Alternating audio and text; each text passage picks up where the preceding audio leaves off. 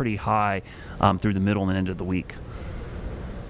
I'm a little worried because, especially with the pattern that we have coming up, it's not like you have major forcing that's going to move these storms right along. It seems like they might be kind of meandering or slow movers, and that's not what you want to see in the summertime. If you get a storm that's not really moving much and it's not getting pushed around all that quickly, it can sit. And so what you could get into Wednesday, Thursday, and Friday, those would be the 3 best chances for rain. Some of those storms could be slow, and even in the areas that didn't flood over the weekend, I think anybody could have some sort of a flash flooding risk, which isn't unusual for the summertime. But at this point, we have to talk about storm anxiety too. This is our first tropical system since Helene. People are going to have that storm anxiety anytime the tropics are mentioned. This isn't going to help. You just went through a pretty traumatic thing last night. I mean, we had people getting caught in their cars. We had water rescues. I think anytime you're going to have rain in the forecast the rest of the summer, maybe for the next year in those areas, people are going to be nervous. They're going to be a little bit more scared. And hate to put rain in the forecast this week, but that's just the way that it looks. And what are you thinking, Brett, as far as totals? Kind of seems like maybe 2 to 3 inches, but as we know, there will be areas that have more and areas that probably get 0.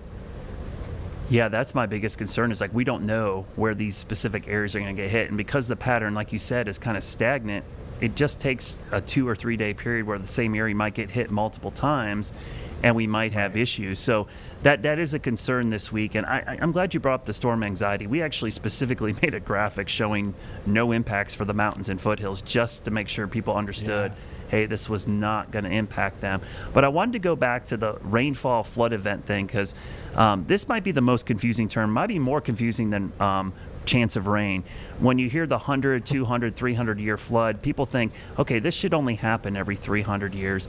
But statistically, you know, a 1,000-year flood event has a 0.1% chance of happening every year. Same with a 100-year. It could happen every year. It's a 1% chance. So it's that weird statistical way we kind of word this.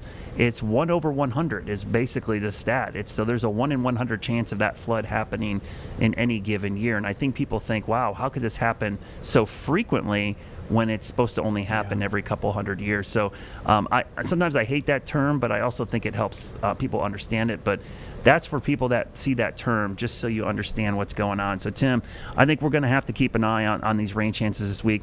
Hope you guys stay safe out there and the water goes down quickly. Of course, we'll have you covered. We'll probably be talking more about this throughout the week right here on Live with Their Impact. But don't go anywhere. WCNC Plus and WFMY Plus, stick around.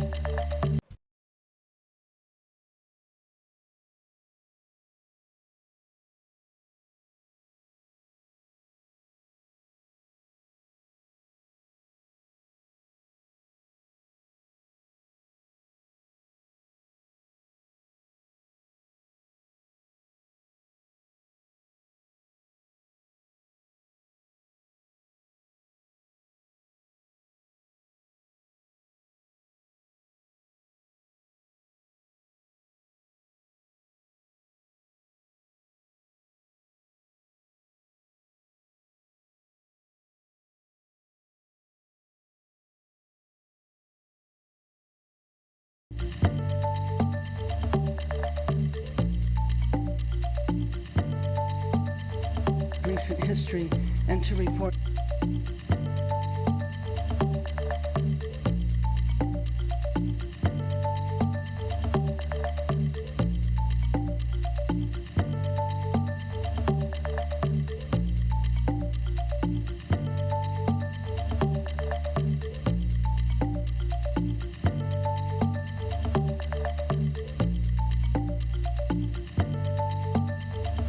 flooding.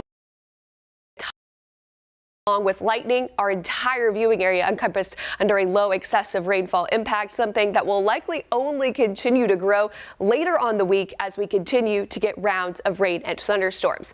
Outside now, it really is a gorgeous day. Not one cloud in sight from our Dallas camera, courtesy of Mr. Sparky.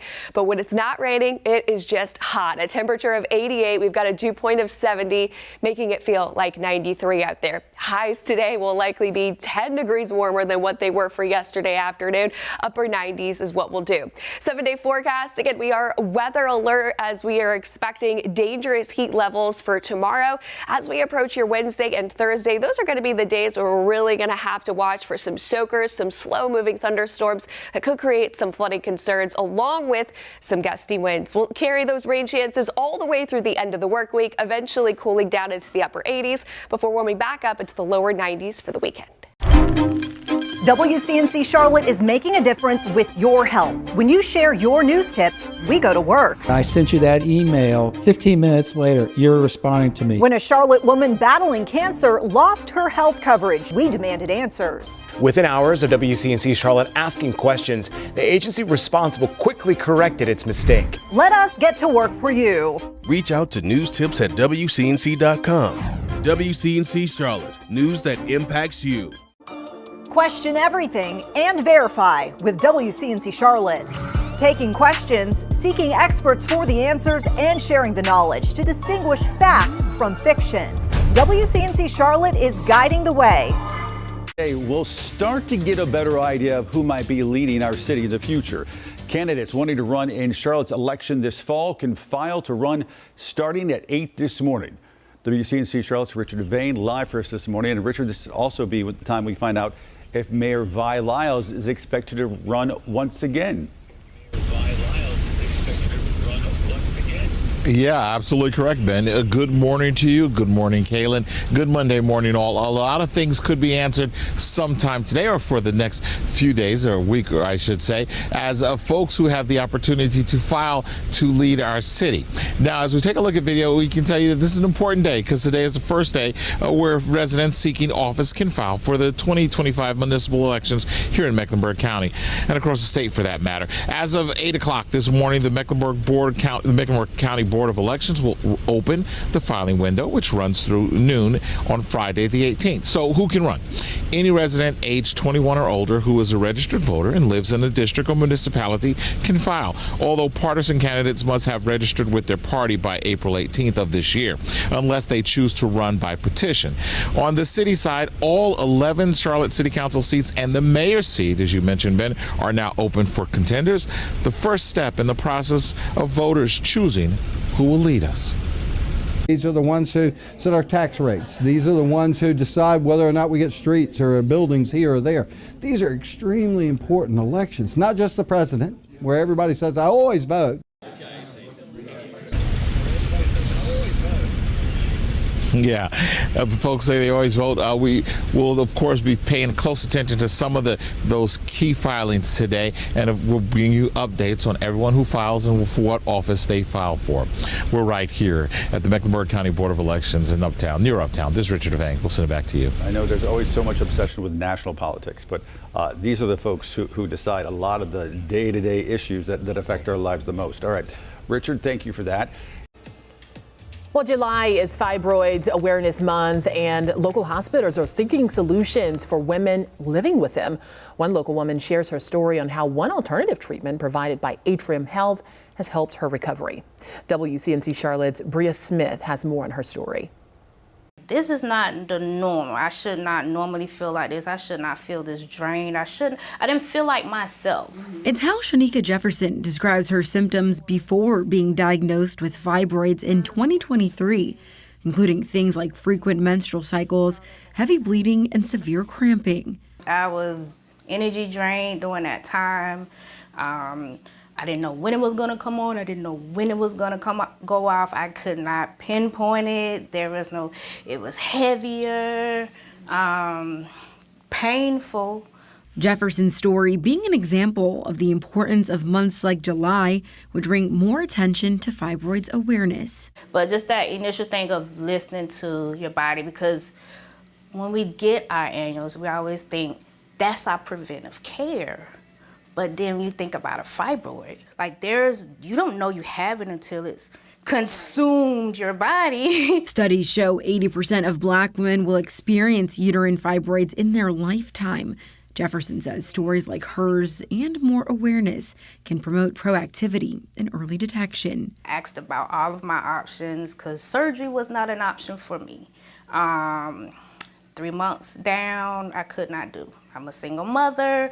I didn't have anyone to take care of me nor my child in that capacity. I couldn't do the mastectomy because that's still 6 to 8 weeks down. But ultimately, Jefferson says it comes down to knowing and listening to your body when deciding the right treatment for you. Knowing that Sonata was out there, there was no downtime, of course, other than the day of the procedure. But just knowing that that option was there to where even if I never have children again, it's just for me, it was the peace of mind of knowing I don't have to go through this process of being cut on. It actually shrinking it and actually me starting to actually say, okay, this is working. If you're someone suffering from fibroids and want to learn more about Jefferson's story or about the Sonata treatment, visit WCNC.com. In Charlotte, Bria Smith, WCNC Charlotte. Meantime, Brittany, we continue to follow the search for answers in Gastonia following the controversy with the city's cooling center. Earlier this week, Gastonia opened up the former Salvation Army building as a space for the unhoused to cool off. You could see outdoors. And then it was forced to close just a day later, and it led to a fiery debate between members of city council and leadership in the city. In fact, we've been playing large portions of those.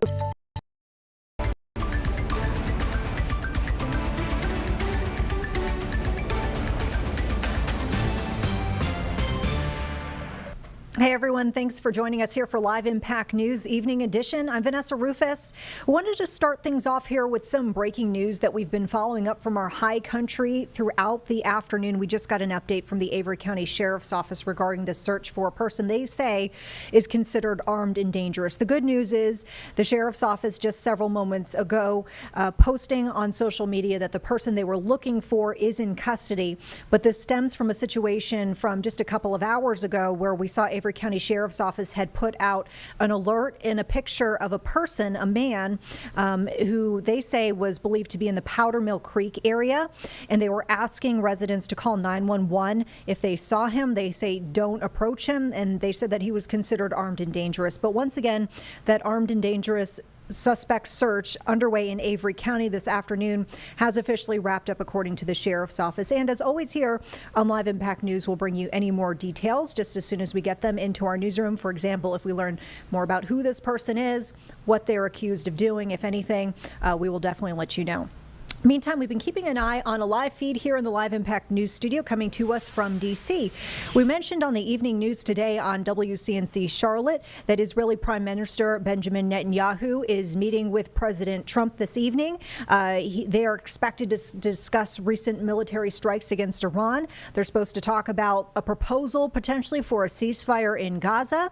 But we know that there are folks that are making their opinions heard amid that hearing and also ahead of the meeting, because we know that some protests had actually gotten underway early this morning as the Prime Minister was touching down in D.C.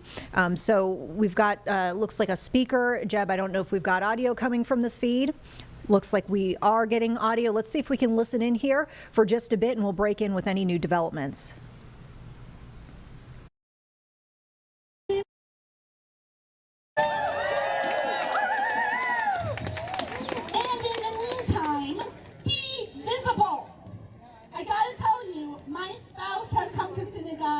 Every Shabbat since October 7th in a Palestine flag tie.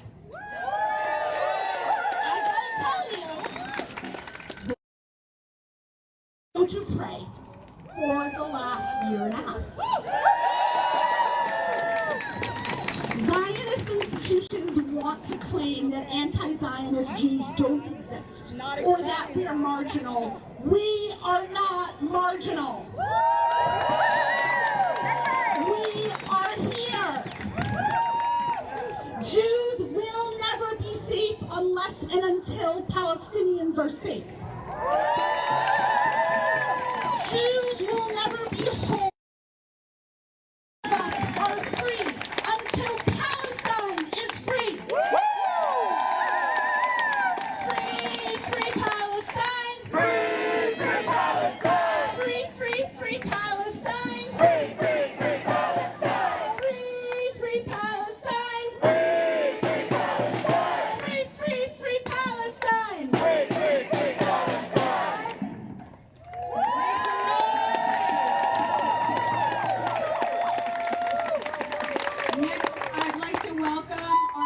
Speaker from whose house? I am speaking to you today as a proud Palestinian, Iranian, and made unwilling accomplices in Netanyahu's war on Iran and the fear-mongering. Why are our tax dollars funding a genocide in Gaza and all over Palestine? Why is our quality of life, our health care, being traded out to buy? We are free, but are we free? How free are we when we wine and dine war criminals while arresting our own citizens?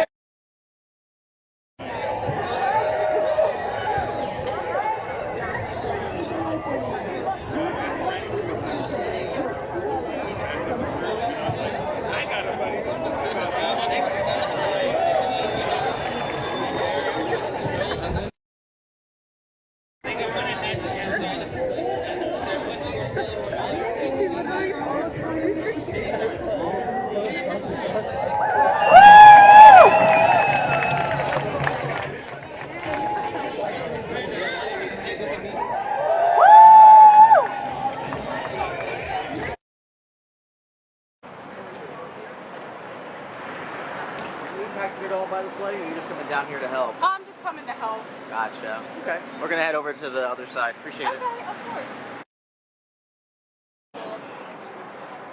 Mic open?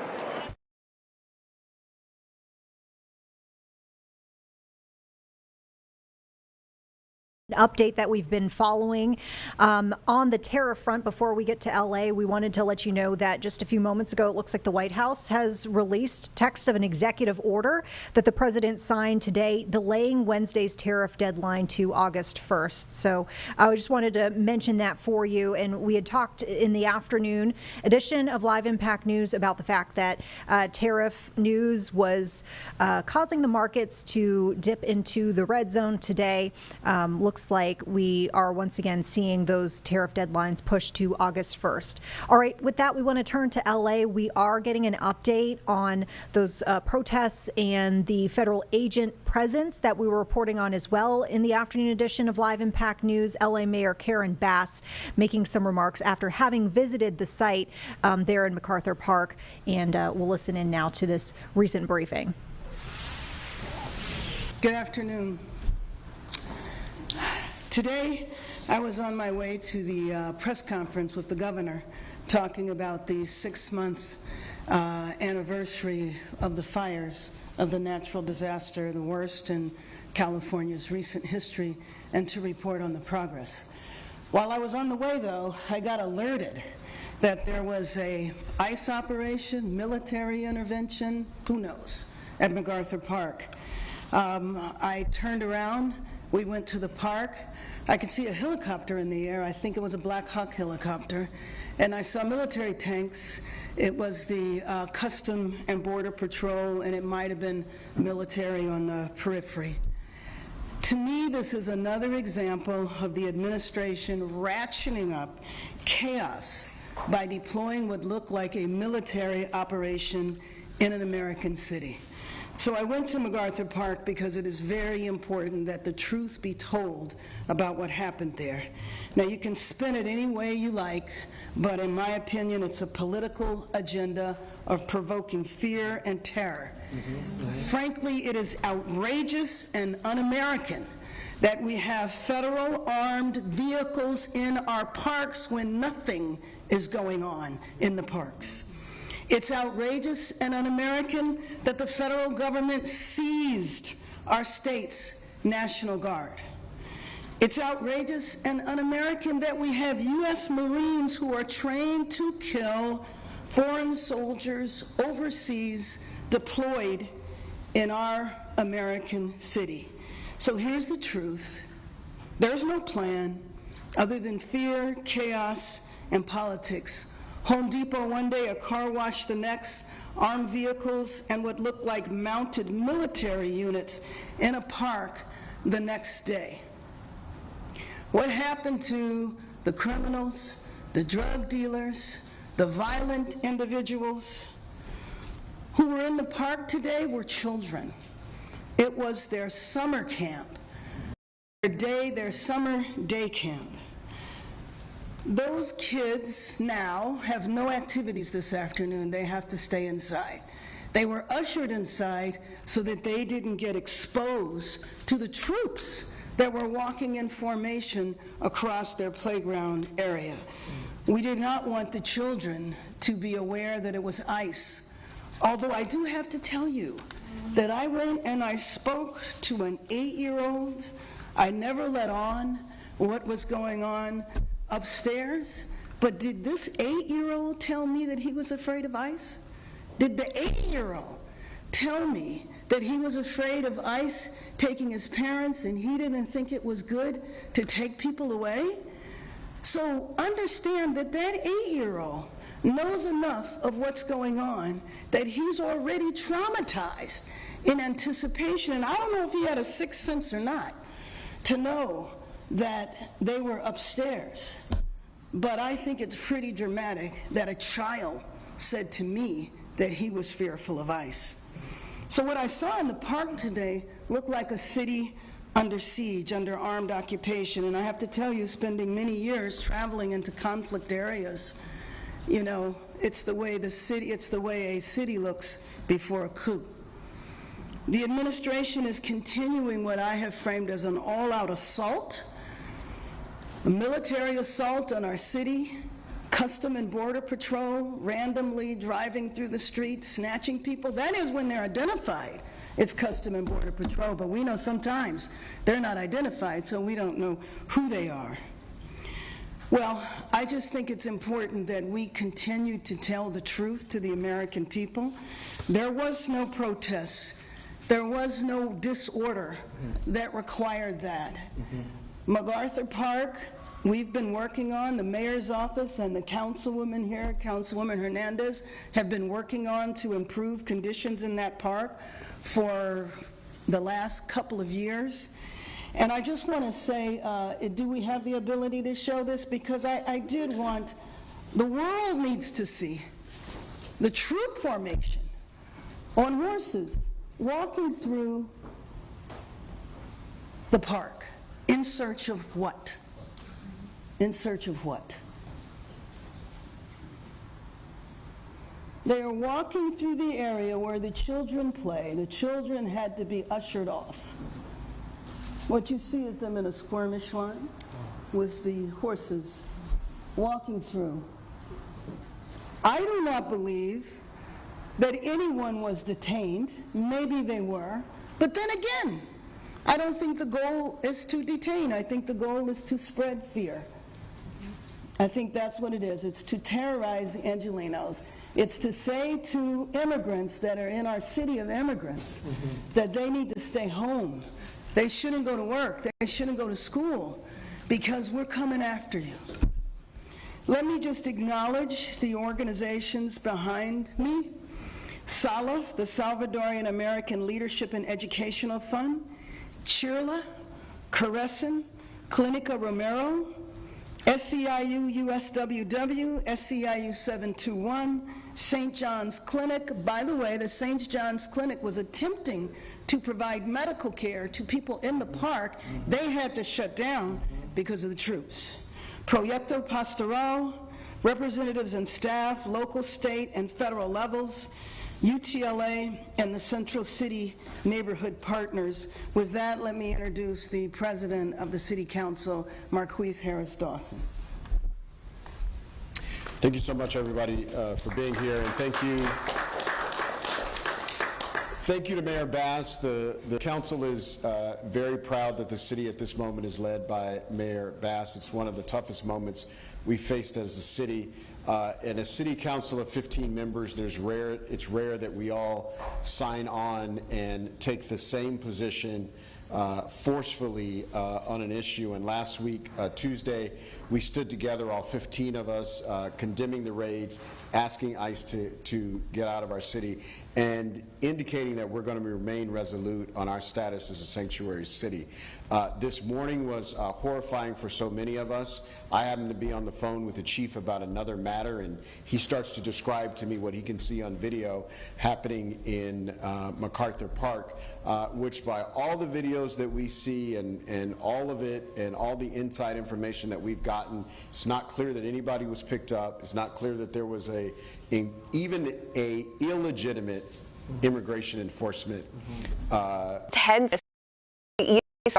between 10 to 12 inches of rain over towards Southern Pines, over 6 inches. And while Chantel continues to weaken out as it drifts up to the north, there is still today going to be a high to moderate risk for rip currents off toward the Carolina coast. Again, something that will likely continue to prove over the next several days. Now, Chantel also brought the clouds and the cooler temperatures. Yesterday's high only made it to 86 degrees. So we broke that streak that we had going of 17 consecutive days with temperatures 90 degrees and above. And actually, as we look at the longest 90 degree stretches in the last 10 years, that was the top 3. And you know what? Today, we're starting over. That heat and humidity will be back in full control, and we will easily clinch that day number 1. And we'll continue to do that over the next several days. As average for this time of year, 90 will be well above that over the next several days, with high temperatures in the upper 90s today and tomorrow.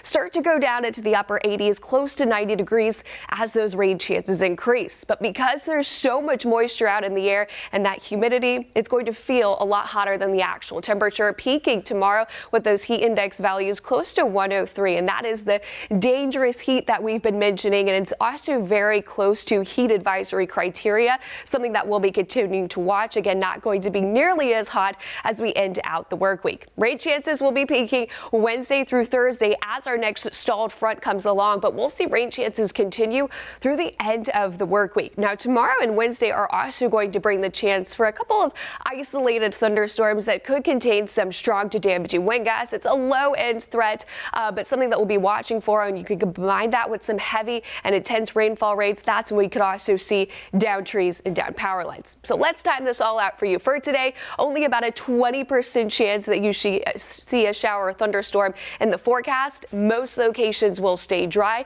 and as we lose that daytime heating, rain chances will fizzle out tonight. Starting tomorrow, midday all the way through about 10 o'clock, there will also be a chance for a strong thunderstorm. Again, not going to be widespread. By the time we get into Wednesday, though, this is as that stationary front starts to move along, and this is where we'll have a better coverage of storms all across the area. And this is also where we have the potential to see some soakers out there. Some localized areas do have the potential to see 1 to 3 inches of rainfall. Again, not everyone will be seeing them, but that is why localized flooding is also going to be a top concern, along with lightning. Our entire viewing area encompassed under a low excessive rainfall impact, something that will likely only continue to grow later on the week as we continue to get rounds of rain and thunderstorms. Outside now, it really is a gorgeous day. Not one cloud in sight from our Dallas camera, courtesy of Mr. Sparky. But when it's not raining, it is just hot. A temperature of 88. We've got a dew point of 70, making it feel like 93 out there. Highs today will likely be 10 degrees warmer than what they were for yesterday afternoon. Upper 90s is what we'll do.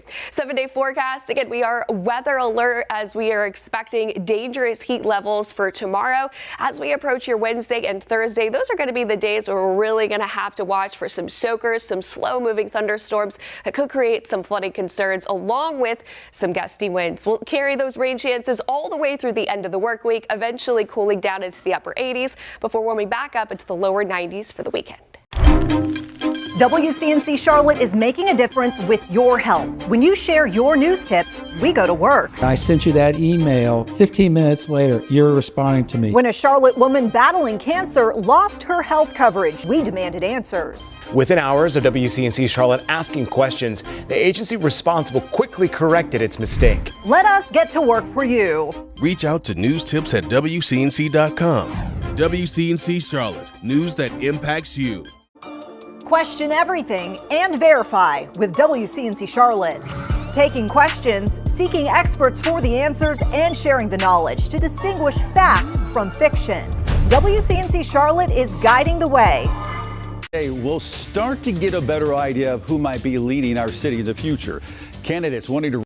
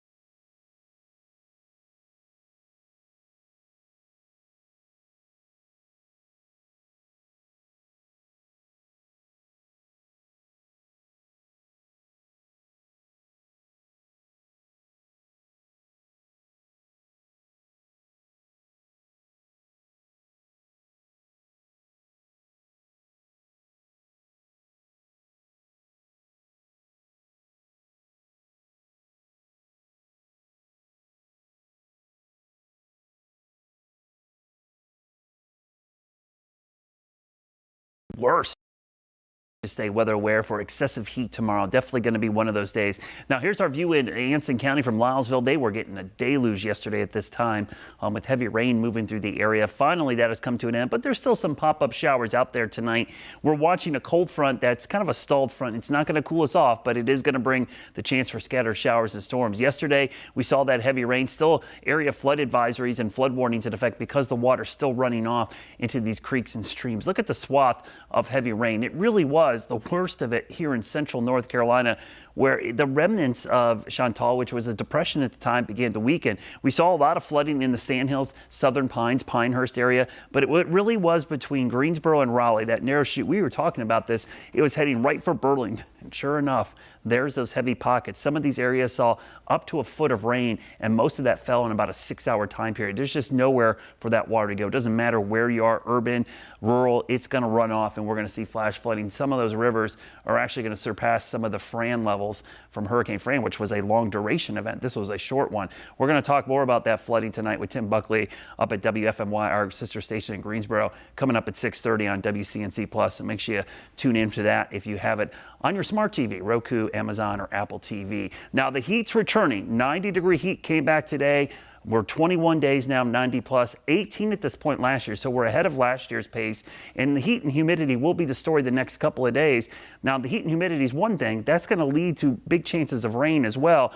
After we have excessive heat here for Tuesday, Wednesday, it goes down, but that's because the rain chances start to ramp up. And then we have to worry about flash flooding. So mid-70s tonight, that's going to start the day pretty hot. So it won't take long to get into the mid and upper 90s, but those feel-like readings could jump well over 100 between noon and 5 p.m. So that's the time frame we want you to stay aware for excessive heat. Very young, very old, and those that are that are exercising or working outside, you need to take breaks and watch out for those pets as well. You see the scattered storms the next couple of days. My concern is once that front gets down here and stalls, any place that sees a storm on Tuesday, Wednesday, could see another one Thursday, Friday. So this could be a multi-day event where the rain could pile up in parts. And so any place that gets hit repeatedly day after day, that's where the flash flooding becomes a much bigger concern. Excessive rainfall, not a huge deal today or tomorrow, but starting Wednesday, we'll start to see it ramp up. And I really think Thursday and Friday, those are the 2 days I'm watching right now because we've got this big batch of tropical moisture over us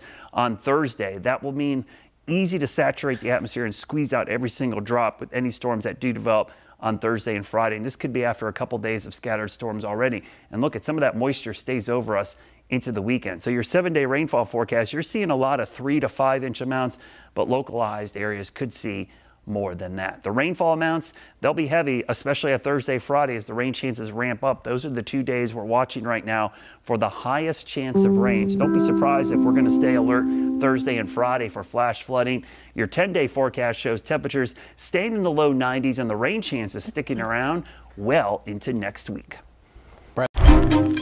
WCNC Charlotte is making a difference with your help. When you share your news tips, we go to work. I sent you that email. 15 minutes later, you're responding to me. When a Charlotte woman battling cancer lost her health coverage, we demanded answers. Within hours of WCNC Charlotte asking questions, the agency responsible quickly corrected its mistake. Let us get to work for you. Reach out to news tips at WCNC.com. WCNC Charlotte, news that impacts you. Question everything and verify with WCNC Charlotte. Taking questions, seeking experts for the answers, and sharing the knowledge to distinguish fact from fiction. WCNC Charlotte is guiding the way. Today, we'll start to get a better idea of who might be leading our city in the future. Candidates wanting to run in Charlotte's election this fall can file to run starting at 8 this morning. WCNC Charlotte's Richard Devane live for us this morning. And Richard, this will also be the time we find out if Mayor Vi Lyles is expected to run once again. Yeah, absolutely correct, Ben. Good morning to you. Good morning, Kaylin. Good Monday morning, all. A lot of things could be answered sometime today or for the next few days or a week, or I should say, as folks who have the opportunity to file to lead our city. Now, as we take a look at video, we can tell you that this is an important day because today is the first day where residents seeking office can file for the 2025 municipal elections here in Mecklenburg County and across the state for that matter. As of 8 o'clock this morning, the Mecklenburg County Board Board of Elections will open the filing window, which runs through noon on Friday the 18th. So who can run? Any resident age 21 or older who is a registered voter and lives in a district or municipality can file, although partisan candidates must have registered with their party by April 18th of this year, unless they choose to run by petition. On the city side, all 11 Charlotte City Council seats and the mayor's seat, as you mentioned, Ben, are now open for contenders, the first step in the process of voters choosing who will lead us. These are the ones who set our tax rates. These are the ones who decide whether or not we get streets or buildings here or there. These are extremely important elections, not just the president, where everybody says, I always vote. Yeah, folks say they always vote. We will, of course, be paying close attention to some of those key filings today, and we'll bring you updates on everyone who files and for what office they file for. We're right here at the Mecklenburg County Board of Elections in Uptown, near Uptown. This is Richard Devang. We'll send it back to you. I know there's always so much obsession with national politics, but these are the folks who decide a lot of the day-to-day issues that affect our lives the most. All right, Richard, thank you for that. Well, July is Fibroids Awareness Month, and local hospitals are seeking solutions for women living with them. One local woman shares her story on how one alternative treatment provided by Atrium Health has helped her recovery. WCNC Charlotte's Bria Smith has more on her story. This is not the norm. I should not normally feel like this. I should not feel this drain. I didn't feel like myself. It's how Shanika Jefferson describes her symptoms before being diagnosed with fibroids in 2023, including things like frequent menstrual cycles, heavy bleeding, and severe cramping. I was energy drained during that time. I didn't know when it was going to come on. I didn't know when it was going to go off. I could not pinpoint it. It was heavier, painful. Jefferson's story being an example of the importance of months like July, which bring more attention to fibroids awareness. But just that initial thing of listening to your body, because when we get our annuals, we always think that's our preventive care. But then you think about a fibroid, like you don't know you have it until it's consumed your body. Studies show 80% of Black women will experience uterine fibroids in their lifetime. Jefferson says stories like hers and more awareness can promote proactivity and early detection. I asked about all of my options because surgery was not an option for me. 3 months down, I could not do. I'm a single mother. I didn't have anyone to take care of me nor my child in that capacity. I couldn't do the mastectomy because that's still 6 to 8 weeks down. But ultimately, Jefferson says it comes down to knowing and listening to your body when deciding the right treatment for you. Knowing that Sonata was out there, there was no downtime, of course, other than the day of the procedure. But just knowing that that option was there to where even if I never have children again, it's just for me, it was the peace of mind of knowing I don't have to go through this process of being cut on. It actually shrinking it and me starting to actually say, okay, this is working. If you're someone suffering from fibroids and want to learn more about Jefferson's story or about the Sonata treatment, visit WCNC.com. In Charlotte, Bria Smith, WCNC Charlotte. Meantime, Brittany, we continue to follow the search for answers in Gastonia following the controversy with the city's cooling center. Earlier this week, Gastonia opened up the former Salvation Army building as a space for the unhoused to cool off. You could see outdoors. And then it was forced to close just a day later, and it led to a fiery debate between members of city council and leadership in the city. In fact, we've been playing large portions of those heated exchanges on WCNC Plus streaming since the conversation has been so interesting here. But WCNC Charlotte's Miles Harris has been keeping an eye on this issue from the beginning and is taking a look at the impact these talks are having on the community right now. Yeah, that emergency meeting was supposed to provide answers. Instead, it highlighted just how fractured city leaders are when it comes to this issue. And with only 3 council members showing up to that meeting, they couldn't reach a quorum and make a decision when it comes to the cooling station's future. It made this Gaston County look like we were a bunch of hillbillies. And if that is acceptable to you, I would wish you'd move out of Gastonia. Strong words from Mayor Franks Thursday as he voiced his frustrations with the lack of progress over the cooling stations issue. At the end of the day, people that sit on this dais, some people that are on our staff, think it's okay to put people, and I can guarantee you they wouldn't let their animals out there. The controversy centers around the city's decision to initially set up an outdoor cooling station, which critics called inadequate for people already dealing with homelessness. But what about the shelter that these individuals need? We know that we're not out of 90-degree weather by far. So what are we going to do? As a community, we are willing to serve and be the helping hands, but we don't understand why it's been shut down. Volunteers started using the former Salvation Army building after the city opened it Tuesday, but were told to shut that operation down or be arrested for trespassing, citing the building wasn't safe. I got the report. The building is safe. We own it. All of the back and forth is unnecessary. The timing isn't great. The 90-degree temps are sticking around for a while, meaning that people experiencing homelessness will continue to face dangerous conditions. And some of the city leaders are focused on finding a solution, and fast. We are going to do what's best for every citizen.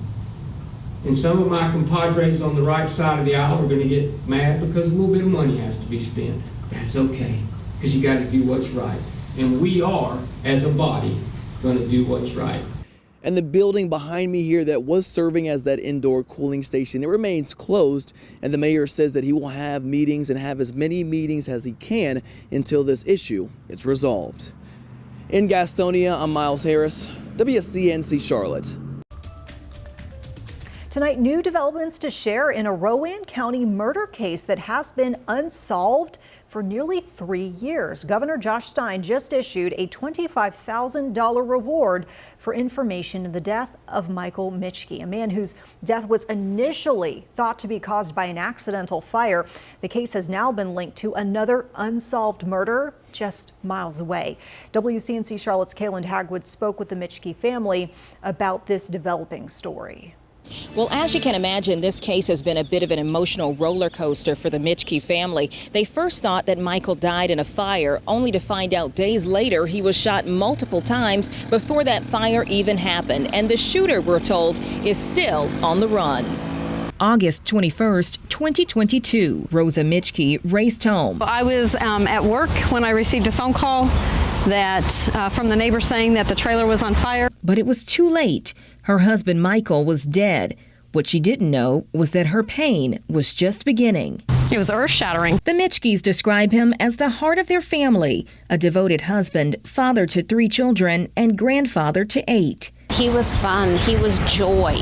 He walked into a room and he lit it up. The family grieved what they thought was a tragic accident. Then came another devastating blow. Found out that he had been murdered. An autopsy requested by the sheriff's office revealed Michael died from gunshot wounds before the suspect caught the camper on fire. And investigators now believe his murder is connected to another case. David Kenneth Land, shot to death 1 month earlier, just miles away. And we believe that the two homicides are linked together. The detectives, since these 2 incidents have happened, have not given up on these cases. Through her grief, Rosa found purpose, pushing for the Michael Michke fine law, requiring autopsies in all fire deaths. The first 48 hours are important. Michael didn't get those 48 hours. Our fight is for other people, for the next family that comes up. With the $45,000 reward now offered, investigators believe someone will finally come forward. I don't know that there'll ever be closure, but there'll be resolution just knowing who the person is and knowing that the person is behind bars.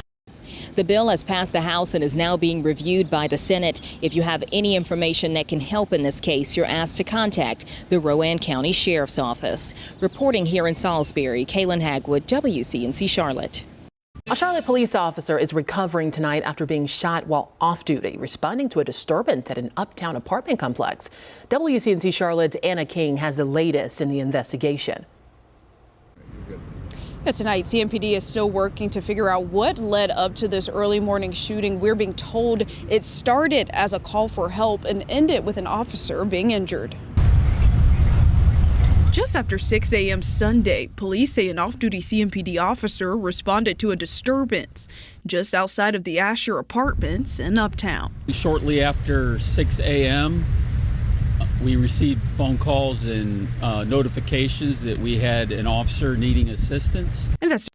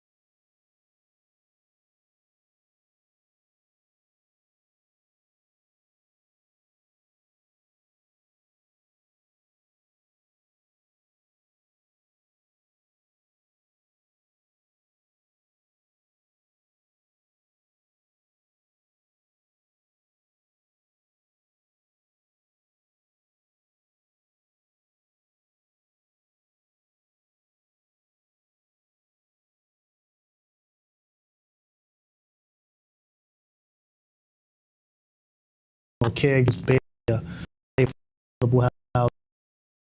background. Robinson says parents and caregivers with a criminal background are some of the most vulnerable when it comes to housing. That's why they're working ahead of the next school year to help families find permanent placement. That is to provide rental subsidies for up to 2 years for the families to help them get in a position to become self-sufficient and be able to sustain on their own. We have a plan and we have a goal, and now we just need the funding to make it all work.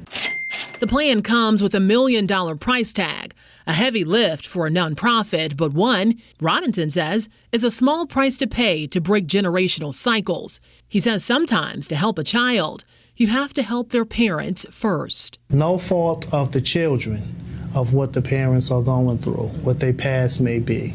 But these are children who are in CMS schools and have expectations of being able to perform at the rate of a student who's not homeless. Now, Robinson says the program just doesn't include housing. It also includes other barriers that intersect, like financial assistance as well as food assistance. If you'd like to contribute to the cause, log onto our website. That's WCNC.com.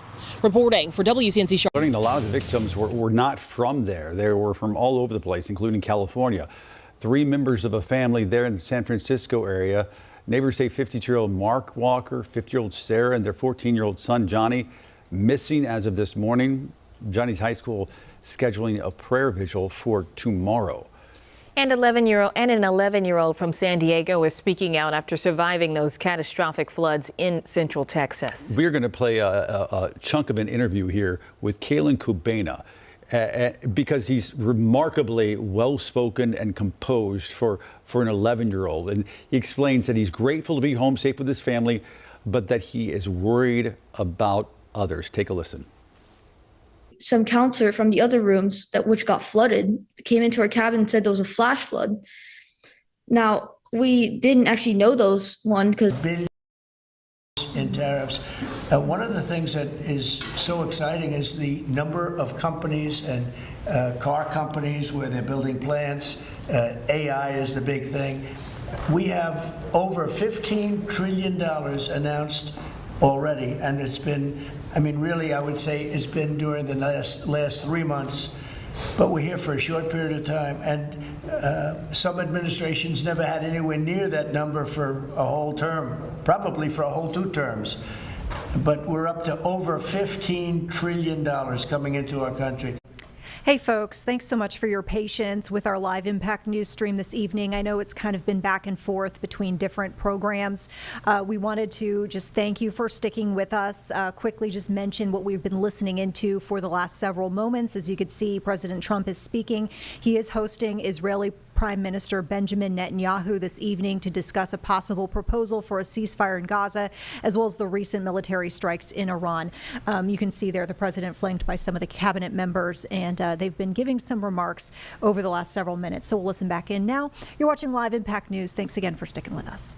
The country was dead. Horrible term, right? We thought the United States of America was dead. And now you're presiding over the hottest country anywhere in the world. We're the hottest country in the world. I think Bibi would admit it, even hotter than Israel, though Israel was pretty hot about a week ago, I can tell you, for the wrong reasons. But we are the hottest country in the world right now, and it happened faster than anybody thought possible. But we have over $15 trillion, and that means jobs, and that means building, and that means things like we've never seen before. So all we can do is keep working hard. There'll be always surprises. Some of the surprises are going to be bad surprises. Mr. President, again, real quick, on Iran, in your view, is the war between Israel and Iran over? Or do those talks need to happen before you can? Well, I would say that the best man to answer that is the Prime Minister.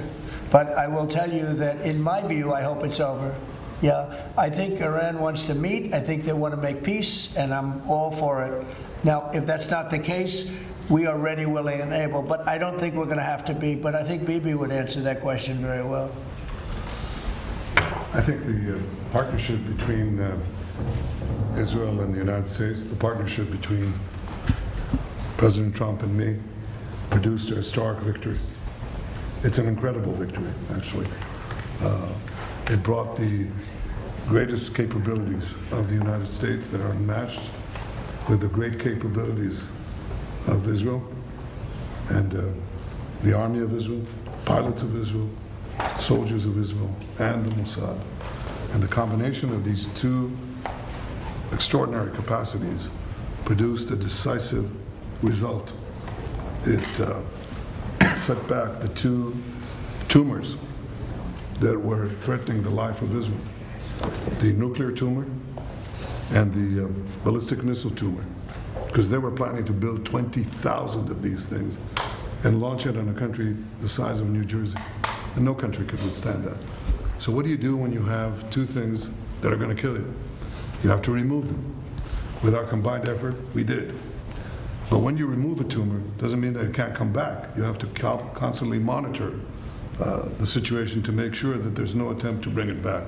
So we've had a great achievement, and I think part of the effort of consolidating this and ensuring that we don't have to repeat this is to monitor this carefully.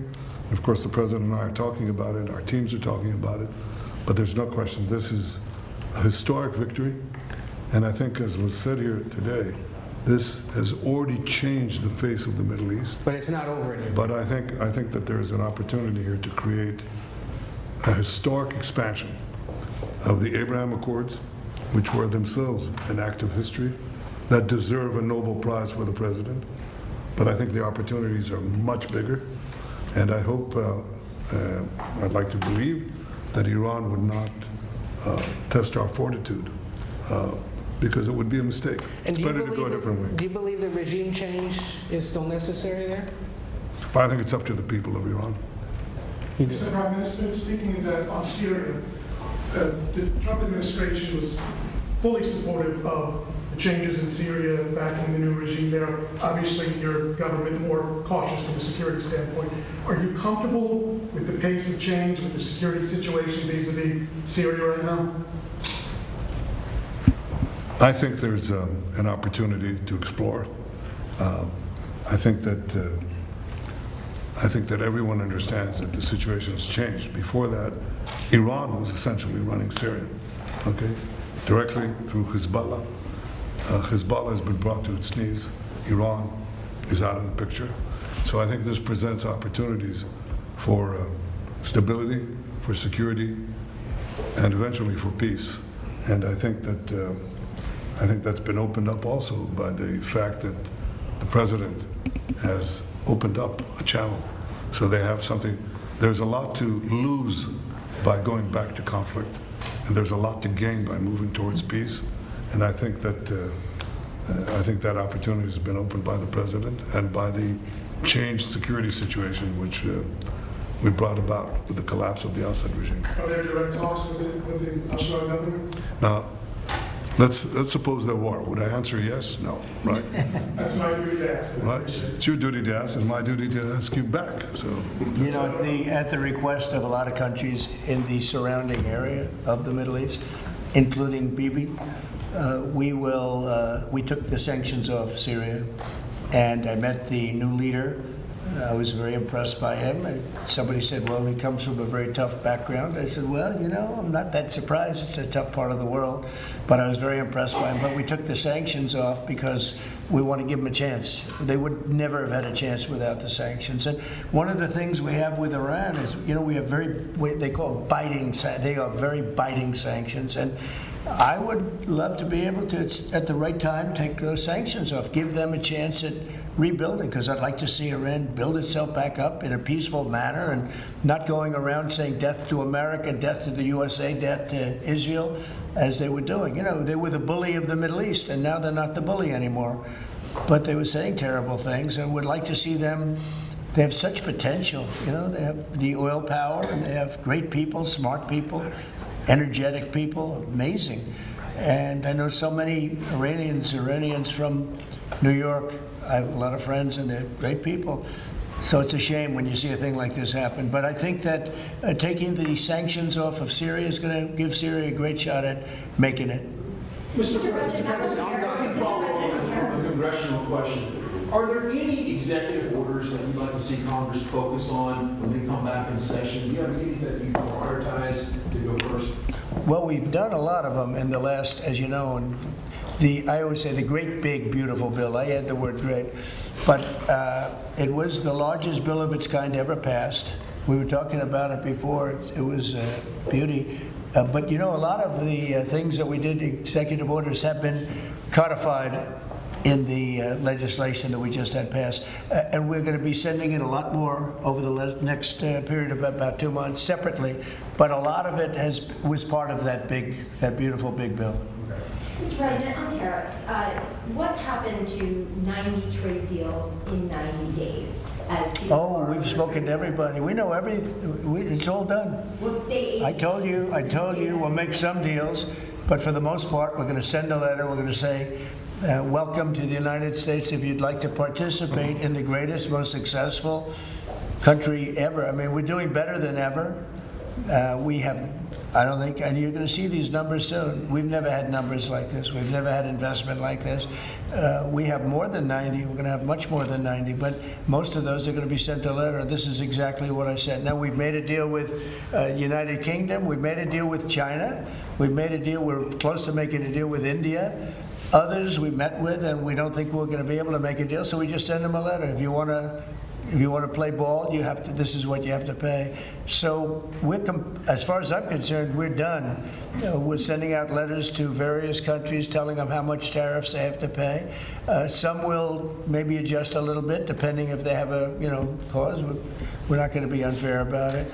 And actually, it's a small fraction compared to what we should be getting. We could be asking for much more, but for the sake of relationships that we've had with a lot of really good countries, we're doing the way I do it. But we could be getting a lot more. We could ask for a lot more than what we're asking for. It looks like we're done because you're sending the letters. To follow up on Ed had asked earlier, you're counting these as deals by saying, here's the tariff rate we're going to charge. I'm saying, here it is. Congratulations. Welcome to the United States. I hope you make a lot of money, and you're going to pay us money. They were ripping us. They were charging us tariffs at levels that nobody's ever seen before. We have some countries who are charging 200% tariffs and making it impossible to do business. And what the tariffs are doing is they're driving people in and companies into the United States. That's why we're building all of the work that you see happening in this country right now, and it's at a record level. All the factories, all of the AI institutions that are being built. It's largely because, well, I think it's because of November 5th, a good election, and I think it's because of the tariffs. Thank you all very much. Thank you. Thank you. What's for dinner? I don't know, but it looks good to me.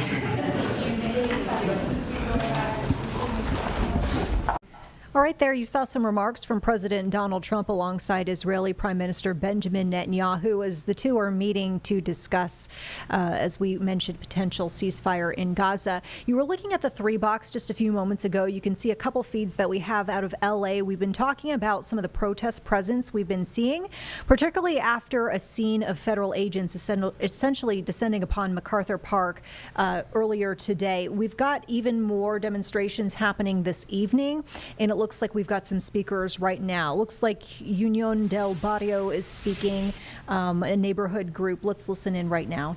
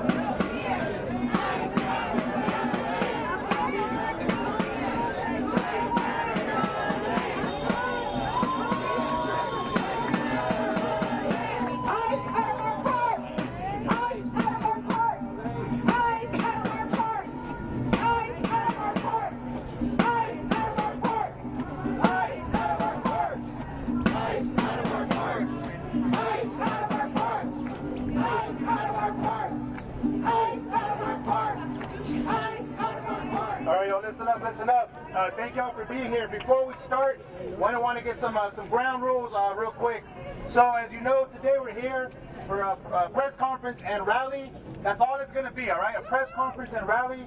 We're not going to march. We're not going to do all that because we got to hit the streets to go patrol, to look out for our community. So we're going to be here, short, quick, deliver our message, and then we got to get back to work on the streets, okay? Real quick, I want to say, we do not want to fall to any type of provocation. We know the pigs are right there. We can see them. We can smell them. We don't want nothing to do with them. So let's not fall to any provocation. And they're probably within us right here, right now. So we know they try to start problems to create a situation where then everyone pays attention to that and not to the actual political message that we bring. So let's show political discipline. Let's make sure we're all together. We're all here for the same reason. We're not here to... So when we're done here today, we'll wrap up and then we'll go in groups. We'll go home or we'll go to our cars together. When we wrap up today, please do not walk alone. Do not walk alone. We know that several comrades have already been picked up. So please do not walk alone. That's really important for everybody's safety. And when we finish, please do not stick around here. Don't stay here by yourself. When we leave, let's leave collectively. Let's all leave. Like I said, we have work to do. We got to patrol these streets to make sure these pigs are not kidnapping our people. All right? So, brevemente, estamos aquí para mandar un mensaje político claro. No estamos aquí para caer en provocaciones. No queremos que la policía, o los militares o la migra venga a crear problemas para nosotros. Cuando terminemos, no nos vamos a quedar aquí. Por favor, todos hay que irnos juntos a nuestros carros o vehículos para que no se quede nadie aquí solo. Es muy importante porque cuando nos quedamos solos, ahí está, es más peligroso. Okay, so, queríamos decir eso primero antes de empezar. Are we ready? Ready?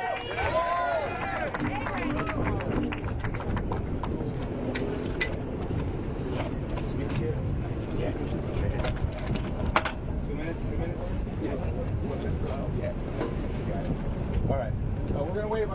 for the sound to set up. We're almost ready, okay?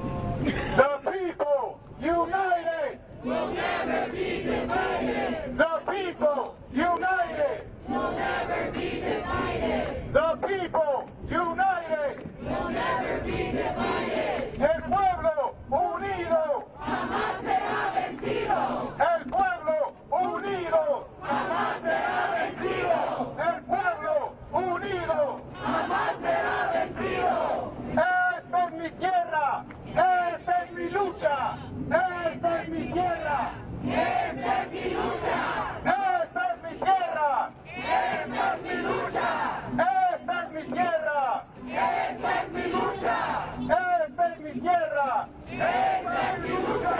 In case you don't know what that means, it means this is our land, this is our struggle. La policía, la migra, la misma porquería. La policía y la migra, la misma porquería.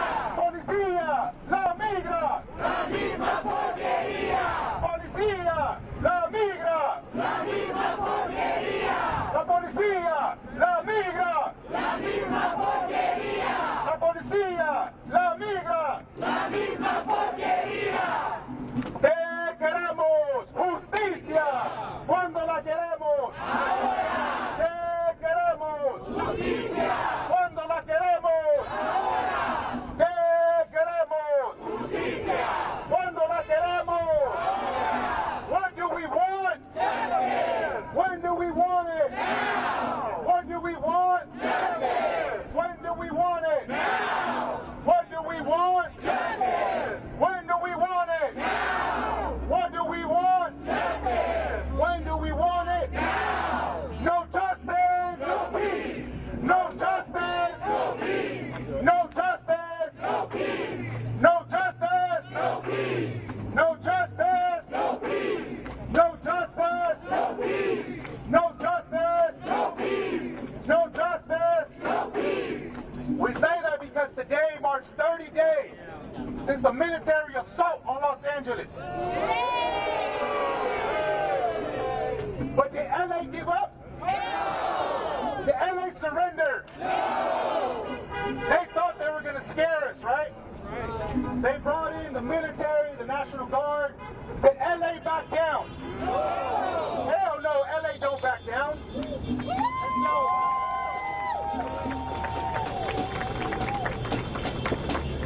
that's why we're here today, because today marks 30 days. It marks 30 days, but that means also 30 days of resistance, right? That's right! So we are almost set up here, and we'll get started in about a minute or so. Is it turned on? Not yet. Okay, it's on. I'm going to unplug this real quick.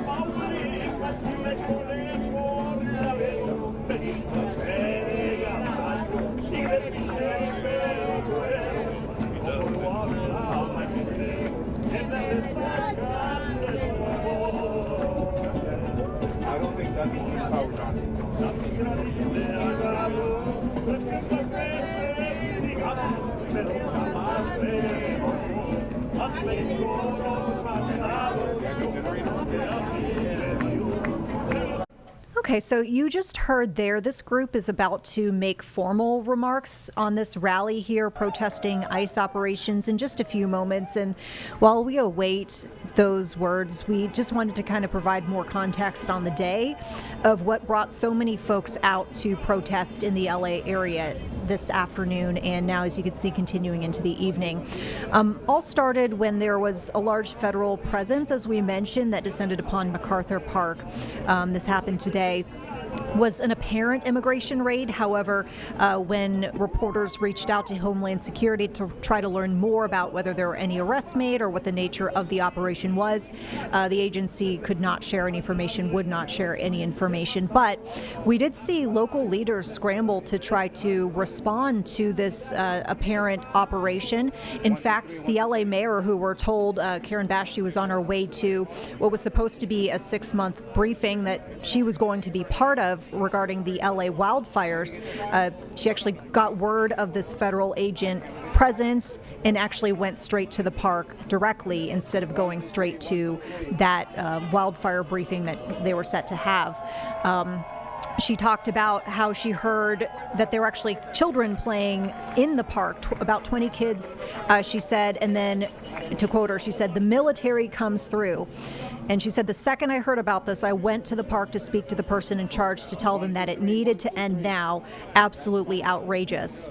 And city leaders later remarking, and we can share some of those remarks with you because we have the full update that we've pulled and clipped for you, just if you wanted to see that. But while they didn't know exactly what was going on, there was some video that was posted to social media showing these agents marching through the park, and city leaders said, frankly, it looked like they were trying to stage for a TikTok video.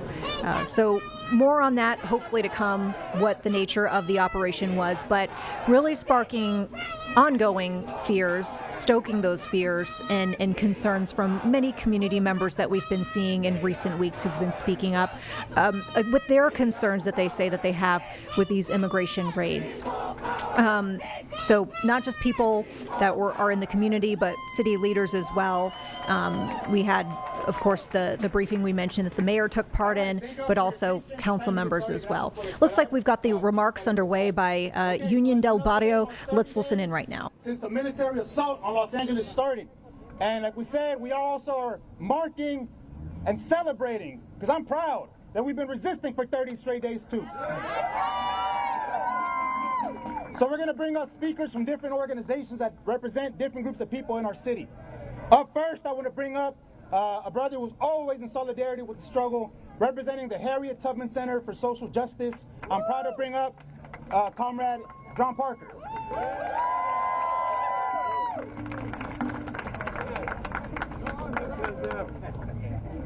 My goodness, I'm so proud to be here. Okay. Well, one thing we know, Trump is sitting in the White House, built by black labor, African slave labor. The military and economic wars against Asian people, people of Central and Latin America, forcing the migration and immigration of non-white people to this stolen land was organized in the White House. Right. The ideology of white supremacy was developed in the White House.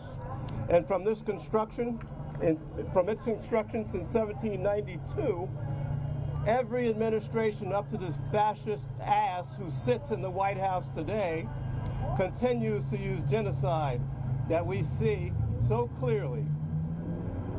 We see so clearly today as a means to ensure the profits of the filthy rich who own the means of production and own the wealth that we create. But it's not enough to drive just people of color into abject poverty. The entire working class is on the road of poverty and misery and terror.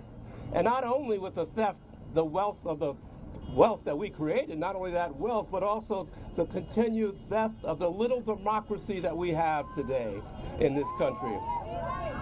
The White House, built on slavery, is not where democracy has ever been.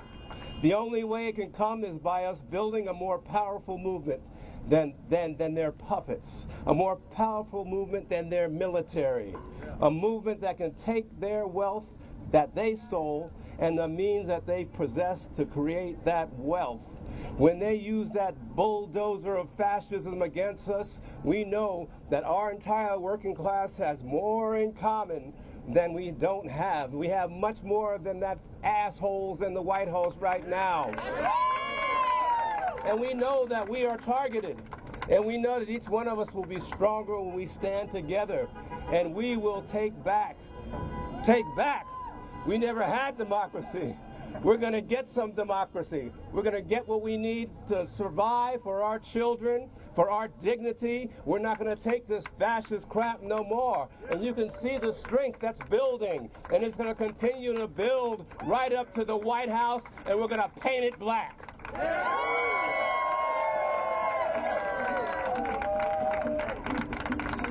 All right, thank you, John, from the Harriet Tubman Center for Social Justice. Up next, we want to have Brother Hector from the Tempest Collective.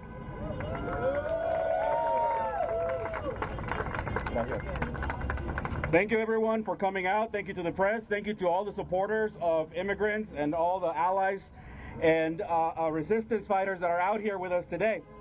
My name is Hector Rivera. I am an educator here in Los Angeles.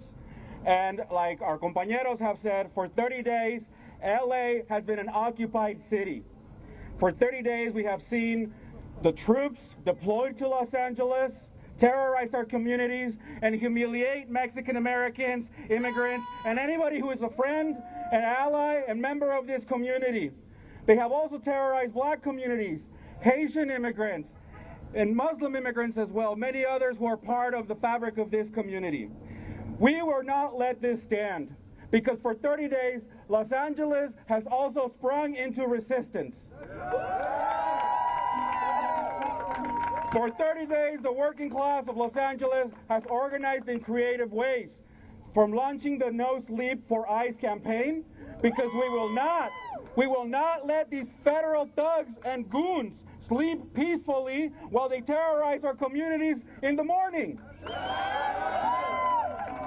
For 30 days, Los Angeles has witnessed an activity in the communities and barrios where we are letting ICE, we're letting the federal agents know that they are not welcome here. They are not welcome in our communities.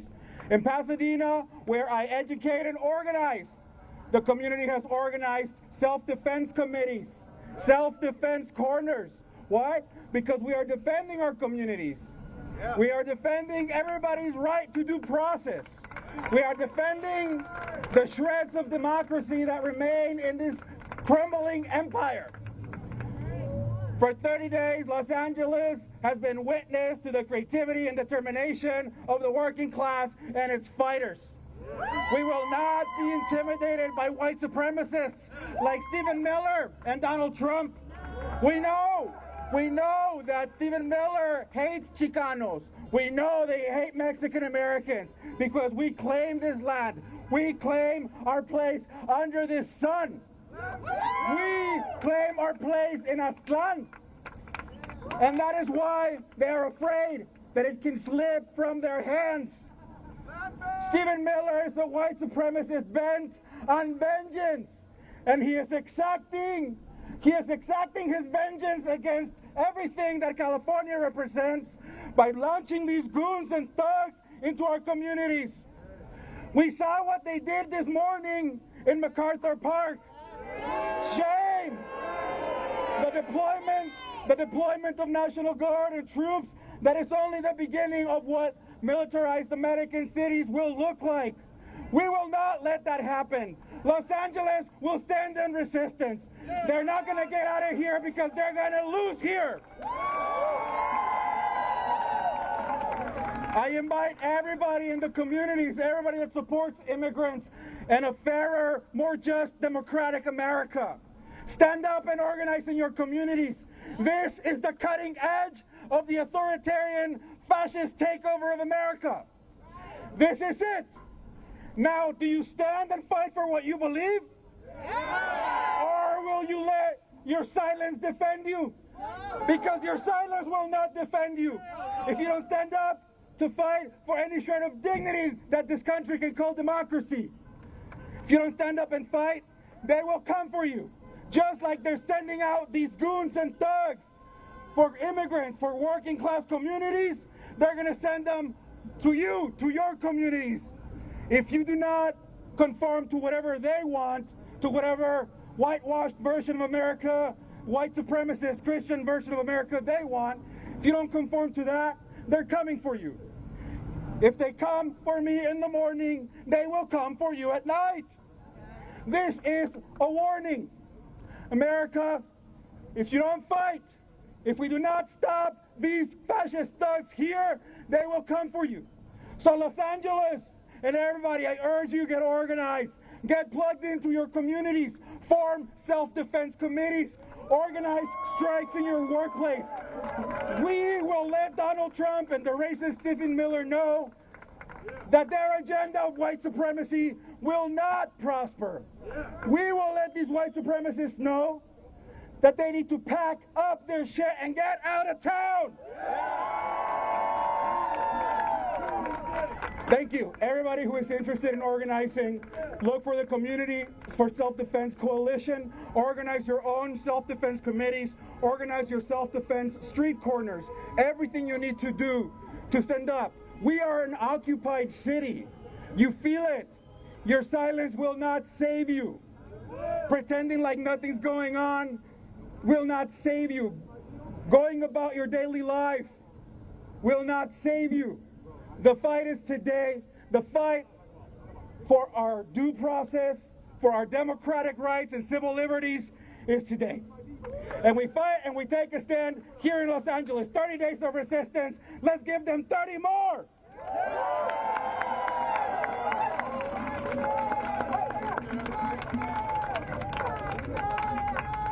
All right. So, you know, in the last 30 days or much longer, people have been talking about legality. Say, oh, why don't people do their paperwork? Why don't they do things the legal way? Those are the same people who support a convicted felon on stolen land and who are supporting these terrorists who do everything against the law. So there's nothing legal about what they do. Our next speaker is an expert on the law, and he's going to talk to us a little bit about how the law is being broken by these guys. So up next, I want to bring up Attorney Cristian Contreras.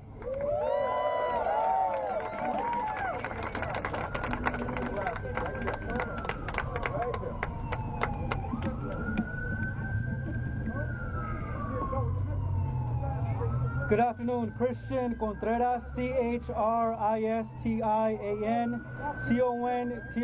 Contreras. Today we're here to denounce the human rights violations that the Trump administration has engaged in, the human rights violations that the federal government has subjected the city of Los Angeles to, and the human rights violations that these frontline advocates have commemoratively fought against. This is a playbook out of a dictatorship, and we're fighting every day to combat these folks from terrorizing innocent people. Every day we're seeing innocent people from all walks of life being abducted, kidnapped, and taken away from their communities without due process. This is a nation built on immigrants, a nation that needs immigrants, and we're here to fight back through the courts, through the justice system, and through all means possible. So I'm calling on all advocates, community advocates, legal advocates, to join these frontline advocates in fighting back through legal means, through community patrols, and ensuring that this administration doesn't get away with these human rights violations. And we're going to escalate this to a higher level to ensure that this country faces the consequences of invading its own domestic soil in the state of California and the city of Los Angeles. So thank you very much, everyone.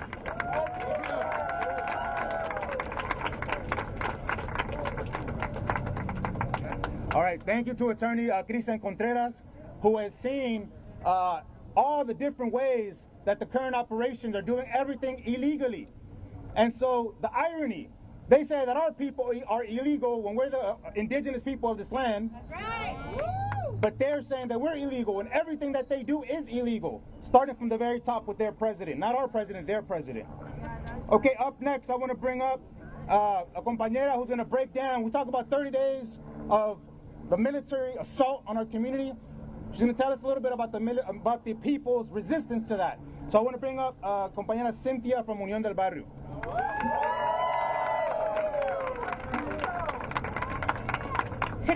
30 days of the militarized assault on LA. And as Unión del Barrio, we insist on also recognizing that today marks 30 days of straight community resistance.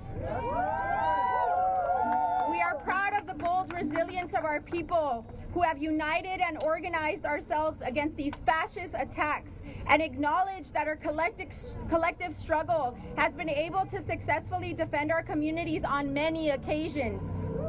We salute every single person who has participated in the movement to defend our people, whether it's been our community patrols all over the city of LA, or the People's Popular Resistance like we saw in Paramount, Compton, or Bell. These mass kidnappers have quickly realized that they will face a fierce resistance anywhere that they go to kidnap, disappear, or assault our people. At the beginning of these 30 days of escalated assault on Los Angeles, the feds orchestrated larger raids at factories like Ambiance, or they looked for specific people at their homes and places of work.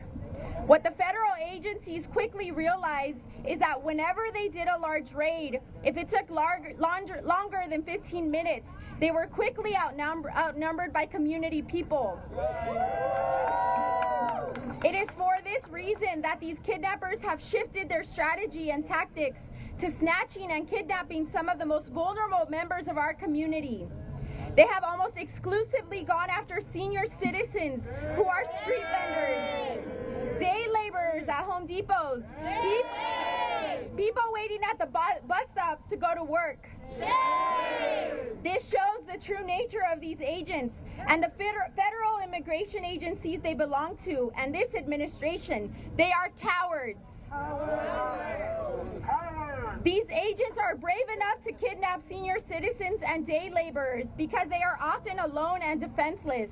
Yet when they face the resistance in Paramount, Compton, Bell, and South Central, they retreated in defeat. That's right. These are clear examples that when we fight, we win. And that we can, in fact, defend our communities. This is what we mean by community self-defense. We don't use violence. We use people power. We outnumber these kidnappers. We invite people to join Unión del Barrio, to join the Community Self-Defense Coalition. If you aren't part of an organization, join one today. Help us to build and advance the movement to defend our gente. We have every right to defend our families, our loved ones, and our neighbors. These federal agencies underestimated the deep love we have for one another, a love that demands we rise to this moment with sacrifice, discipline, and organization. And lastly, let us be clear. To our people from Nuestra America, we are not immigrants. We are the original peoples of these lands, and we have every right. We have every right to live a life of dignity on our own historic homelands, and we unite as a working class to resist and defend our families. El pueblo unido jamás será vencido. Unido jamás será vencido. Esta es mi tierra, esta es mi lucha. Esta es mi tierra, esta es mi lucha. Que viva la resistencia. Que viva la resistencia. Thank you.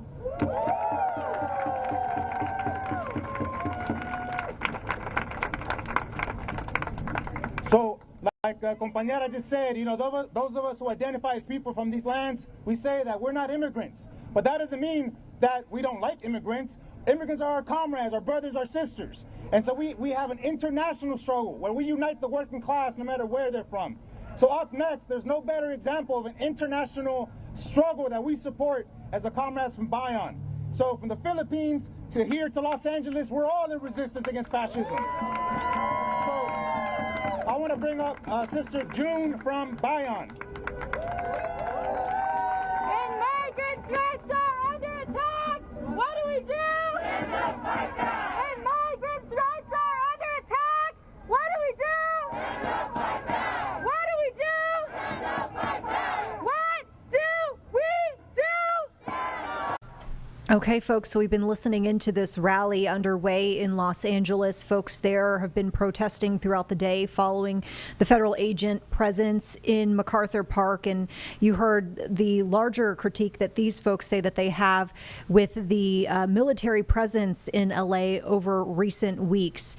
We will bring you back here as we are able to, but meantime, we wanted to turn to another big national headline that we've been following very closely here in the Carolinas as well, and that is the flooding and the devastation that has been underway in Texas Hill Country in recent days. And unfortunately, late this evening, we did see the death toll there rising, now topping 100 people who are confirmed dead, more than 80 of those folks in the hard-hit community of Kerr County. And we did want to talk about some of the helpers that have since dispatched from the Carolinas going out to Texas to try to be of comfort and of service to those who are in need so badly right now. We want to join now with Andrew Metcalf, who is a program manager with Samaritan's Purse, of course, a local organization for us here in the Charlotte area. Andrew, thank you so much for taking some time to speak with us. It sounds like you just landed there in Texas and have started your work there. Can you tell us what y'all have been able to do since you arrived? Absolutely. Samaritan's Purse staff were on the ground yesterday morning, beginning our assessment of Kerr County. It became very evident very quickly. This was an area of great need, and we have dispatched staff, equipment, to run a volunteer response to assist homeowners with their cleanup inside and outside their homes. And just to let them know that they are not alone in the midst of their disaster, that they are loved by God, they're loved by Jesus, and that God's people love them and want to come alongside them and help them. Now, I know that y'all have been so crucial for various natural disasters and responding to that, including, most recently for our area here in North Carolina, responding to Hurricane Helene. I'm just curious, how you speak to folks who are going through, what is seemingly just the worst moments of their lives, and how you bring comfort and maybe what all of us can learn as far as, passing along similar messages to neighbors in need and how maybe we could help if we're watching this at home and feeling like, I just need to jump in and help. Absolutely. We all know that no matter where the disaster is, it could be one of the worst days of the lives of our homeowners that have been enduring this, enduring the trauma that they've been through, but also the storms that they had go in their own lives going on prior to this event, and how this event has thrown all of those coping mechanisms out of whack for them. What we really want to do is come alongside. We want to give them an opportunity to share their story. There's oftentimes they've been so focused on everything that has been in dealing with the response. They haven't taken the time to share what's been happening, to process the grief they're going through. So we have chaplains from the Billy Graham Evangelistic Association that come alongside us to lend that care and spiritual and emotional needs. They're trained to deal with anyone that's been going through crisis and just to love them and minister to them. And then our volunteers come in and they help with that cleanup, and they also offer those shoulders to cry on, those loving smiles, and just an army of orange that can come in and say, we are here to help. You are not alone in this. I mean, inevitably with any sort of natural disaster that, we cover and we look into and we try to get community stories, there is always such heartbreak in some of these headlines. And I think maybe one of the headlines that is grabbing people a lot when it comes to this particular situation happening in Texas Hill Country, the fact that, there are so many young people who have sadly lost their lives. There's a story about that Christian girls camp where unfortunately more than 20 of those girls and the counselors with that camp were confirmed to be dead. There's a separate story that NBC News just reported on about two sisters who were 13 and 11. They were missing. They were actually found, sadly, they were found deceased, and they were recovered. Actually, they were holding hands. I think a lot of those headlines, that hurts people, including us here when we have to report on that. What sort of stories are you hearing? And, if you can share, any of the uplifting stories that you're seeing, I think folks, always want to hear that as well. Well, we are obviously hearing the same stories that we're hearing on the news. We do want to just come alongside all of those families who have lost loved ones to let them know that they're loved and cared about. And our chaplains are willing to come out and do that. We've had uplifting stories by just the amount of love and outpouring of volunteerism we've seen in this community.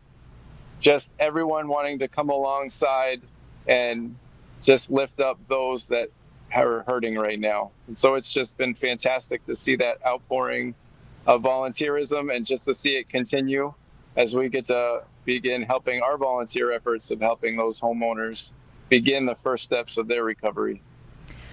Now, I know as a helper, you probably are also staying attuned to, any sort of warnings, as far as potential weather impacts to come. I know throughout the day that that area had been told to stay on alert for possibly more flooding. It sounded like a flood watch in the area was just allowed to expire about a half hour ago. Are you hearing anything from emergency crews out there as far as communications to you about the possibility that there could be even more threats down the line? And if so, how are you and your team preparing for that?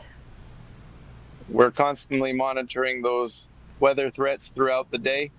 We're also, because of the safety of our volunteers is paramount, the local government here has done a fantastic job of continuing to give us situation reports, and local law enforcement from all over the state has been doing a great job of allowing people to stay safe out there. Andrew, I'm just kind of curious how you got into this line of work and service. I mean, it seems like a really tough role to take on. I'm sure you've seen a lot of devastation and heartbreak in the work that you've done, but clearly this is something that is a calling to you for you to want to go and help your neighbors out in this way. Yeah, absolutely. When I was in high school, my family went through a period of homelessness, and it was at that point when I really got to see faith in action along the lines of my local church coming beside us to help us out, but also just being able to see my faith become more real each and every day as I prayed to the Lord for his provision. And we got to see that each and every day. And since that point in my life, just seeing the example of wonderful people doing that, I wanted to do the same for others. And very graciously, God has given me the opportunity to work with a phenomenal organization to be able to let people know, just as we felt alone in those moments and people came alongside us, I have the privilege to do that now and be the one that can come alongside those that might be feeling alone. There are likely lots of folks who are watching what's happening in Texas and maybe feeling like there's nothing that they can do, or they feel helpless, or maybe they just feel despair and they're not sure what else, they can do in the situation. What would be your message to them, for folks who are watching and maybe, hurting as they see some of these headlines and maybe even wishing that they could do more, but not knowing where to start? Absolutely. We need people to pray anywhere. Prayer is going to be something that sustains us throughout our volunteer response here. If people would like to donate, they can visit SamaritansFirst.org. They can also visit SamaritansFirst.org if they want to sign up for volunteer options. Okay. Andrew, is there anything you'd like to share with us that we haven't asked you about the situation, about the experience that your volunteers are having out there, just about, the images that you're seeing, firsthand? Anything before we wrap things up here? Just a continued request for prayer. There's a lot of people out here that are hurting, and they just need each and every person to have them in their thoughts and prayers so that they can just know God's love for them while they're out here And we want to just be able to reflect that. So we're just really grateful for that opportunity. Andrew Metcalf with Samaritan's Purse, thank you so much for taking the time to speak with us. I know it's probably been a long, I guess at this point, day and a half since you've been out there, and your volunteers as well, doing some really hard work, but important work. So we appreciate you taking the time. Thank you. All right, folks, thanks for sticking with us here on Live Impact News. Of course, we'll continue to keep you updated on the situation out of Texas. As we mentioned, unfortunately, the death toll has risen. As of just this evening, we got the latest update. At least 104 people have died across 6 counties. Most of the deaths, unfortunately, reported in a single community, Kerr County, where officials have reported 84 deaths, 56 of them adults, 28 children. We want to pivot now back to LA. We still are seeing folks speaking at this Union del Barrio rally. This is essentially an ICE protest that we're seeing, and community members continue to come up to the podium here speaking on not just the federal presence today in MacArthur Park, but also the ongoing presence in the LA area, military presence in recent weeks. And I'm here representing People's Struggle and the Community Self-Defense Coalition. We are here today to condemn Home Depot and their vile collaboration with ICE. Home Depot is complicit in these heinous abductions that terrorize our communities, that rip families apart, that tear fathers away from their families, that tear mothers away from their families. Through this all, Home Depot has both been antagonizing and threatening to call ICE on day laborers that are simply trying to make a living, trying to feed their families.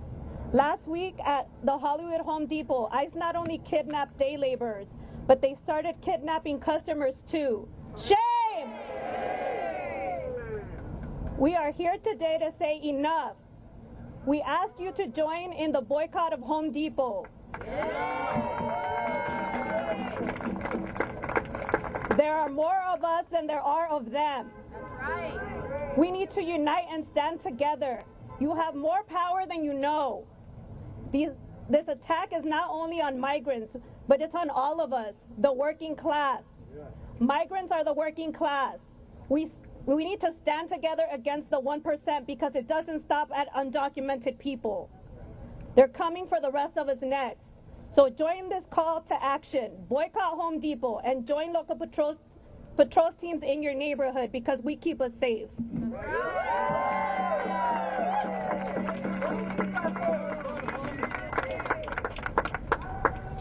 Boycott Home Depot! Boycott Home Depot! Boycott Home Depot! Boycott Home Depot! Boycott Home Depot! Boycott Home Depot!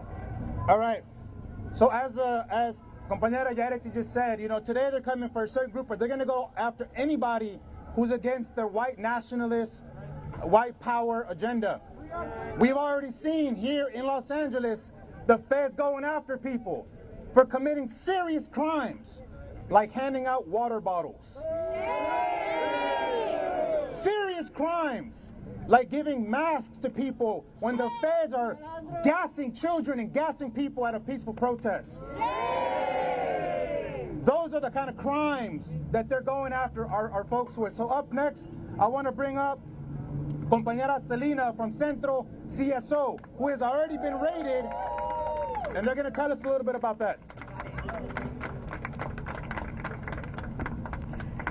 Hello everybody, and thank you, Ron. My name is Selena, and I'm a part of Centro CSO in the Community Self-Defense Coalition, and we are here in support of the boycott against Home Depot. Since Trump took office in January, our community has been severely impacted and attacked, whether at their homes, out in public, and even at their places of work. Shame. Do they think that we will stand idly by when our brothers and sisters are being kidnapped at Home Depot? No. Do they think we will get tired and give up? No. Can they intimidate us by sicking the FBI on our comrades? No. And we will continue to organize until our demands are met. Yes? Yes! ICE out of LA, ICE out of Home Depot, stop the deportation and hands off Alejandro Oriana and Verita Topete. In the middle of a fierce attack against our community members, one of Centro CSO's long-standing members, Alejandro Oriana, was raided at his home by the FBI. Shame! Alejandro is being charged with conspiracy to commit civil disorder and aiding and abetting, both carrying up to 5 years in prison. Shame! The government alleges that he was driving a truck that had water and PPEs in it. He's in trouble for the alleged masks. He's done nothing wrong. Then they followed up by snatching the phone of one of our members, Verita Topete. Shame! We won't be intimidated by these oppressive tactics, and we won't be used as an example. Thank you. We won't give up until all of our brothers and sisters are free of living in fear that ICE, the National Guard, and other complying law enforcement are trying to bestow upon us. Alejandro's trial is set for August 26, 11:30 a.m. at the 1st Street Courthouse. Call U.S. Attorney Bill Isali to demand he drop the charges on Alejandro and hands off Verita Topete. Drop the charges now! Drop the charges now! Drop the charges now! Drop the charges now! Drop the charges now! Drop the charges now! Thank you all.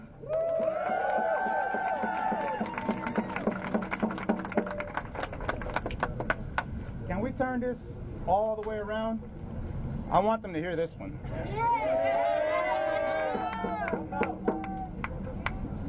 My name is Ron Goches, a member of Unión del Barrio and the Community Self-Defense Coalition.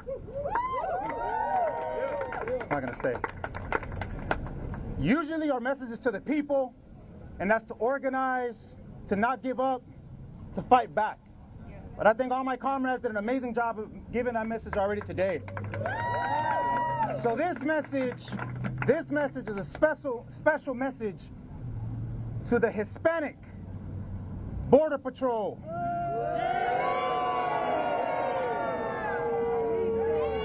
To the Hispanic ICE agents. To the Hispanic anti-federal agent. For the Hispanic National Guardsmen. And to the Hispanic Marines that are here in LA. And I say the word Hispanic because to us the word Hispanic is a dirty word. It's a dirty word that was created by the Reagan administration to categorize all of us as the same, to erase our indigenous history. And that's why that's a dirty word that we never use unless we are referring to a sellout. This is the message to them. Your mothers are ashamed of you. Your mothers may not tell you, but they cry at night knowing that their sons and daughters kidnap our own people. Your mothers are ashamed of you because you are doing the dirty work of the white supremacist system that hates every single one of us. Your mothers are ashamed of you. And they're not. Because you obey the orders of Trump and Stephen Miller and the white nationalists and hurting your own people. Your mothers are ashamed of you. Your families are ashamed of you. Your children will one day grow up and know that their fathers or their mothers were kidnappers against our own people. History books will have your pictures And we will know that you were the fascist scum that attacked your own people. I can't think of a Jewish Nazi. I can't think of it back in World War II, but that's what you are right now. You are the worst. You are the worst element of our community. As indigenous people, before the European colonizer came here, if you did your people wrong, if you did your tribe wrong, your civilization, your people, you know what the worst punishment was? It wasn't a beating. We didn't believe in prisons like these people do. The worst, absolute worst and most painful punishment we can bestow upon somebody that did wrong to our community is that we ousted you from our people. That's right! We said, you are no longer one of us. That's right! And those people, I don't care what your last name is, I don't care what the skin color that you have is, I don't care where your parents were born. If you are a migra, if you are with the National Guard, if you are an imperialist in the U.S. military, you serve the interest of the rich, you serve the interest of the white nationalists, and you serve the interests that go directly against our interests.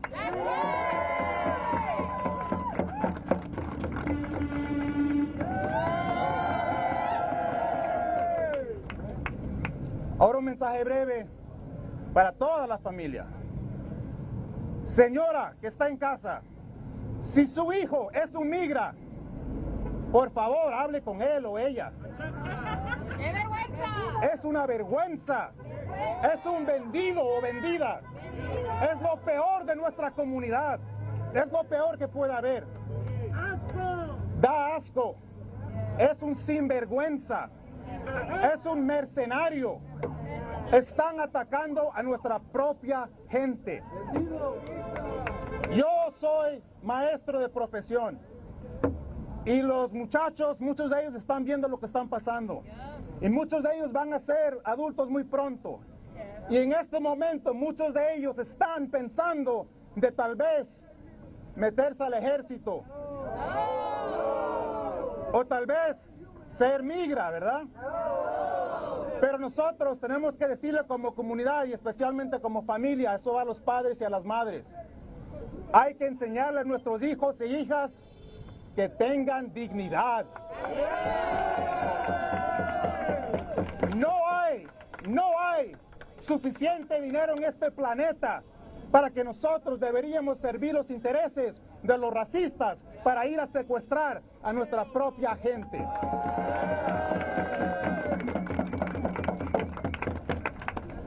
Esta es la última oportunidad que se les va a dar. This is the last chance they have. To the Hispanic migra pig. If you want to be allowed to return to the right side of history, if you want to be allowed to return to our people, do the right thing. Resign now!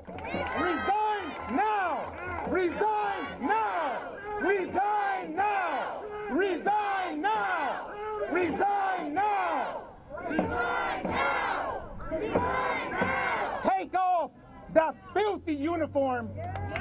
Throw it on the ground. Join the people. Join the people.